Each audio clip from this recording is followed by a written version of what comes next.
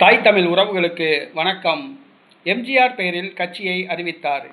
எம்ஜிஆர் பெயரில் புதிய கட்சியை அறிவித்தார் என்ற தலைப்பில் இந்த காணொளியை காண்கிறோம். எம்ஜிஆர் இவர் 1972ஆம் ஆண்டு கட்சி ஆரம்பித்து 77இல் ஆட்சியை பிடித்தவர்.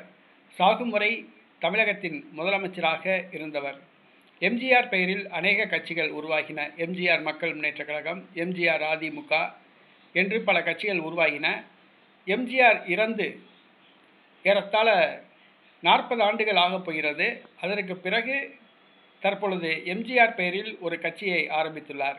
ஆம், தமிழ்நாடு முன்னாள் முதலமைச்சர் செல்வி ஜெயலலிதா அவருடைய தோழி சசிகலா அவர்கள் சற்று முன் எம்ஜிஆர் பெயரில் புதிய கட்சியை தொடங்கியிருப்பதாக அறிவித்தார்.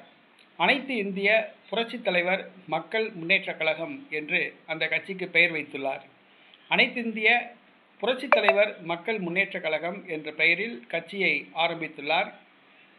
சசிகலா விரைவில் ஒத்த மனதுடைய ஒத்த கொள்கையுடைய கட்சிகளுடன் கூட்டணி அமைத்து தேர்தலில் போட்டியிடப் போவதாக சசிகலா அறிவித்துள்ளார். சசிகலா திமுகவில் கூட்டணி வைப்பார் என்று எதிர்பார்க்கப்பட்டது. பாஜகவிடம் சரணடைவார் என்று எதிர்பார்க்கப்பட்டது. தமிழக வெற்றி கழகத்துடன் கூட்டணி அமைப்பார் என்று எதிர்பார்க்கப்பட்டது.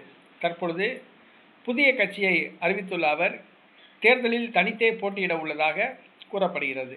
டாக்டர் ராமதாசுடனும் பேச்சுவார்த்தை நடத்தியுள்ளார். சற்று முன் புதிய கட்சியை அறிவித்துள்ளார். சசிகலா எம்ஜிஆரது பெயரில் அறிவித்துள்ளார். அவர் தேர்தலில் சாதிப்பாரா என்பதை பொறுத்திருந்து பார்ப்போம்.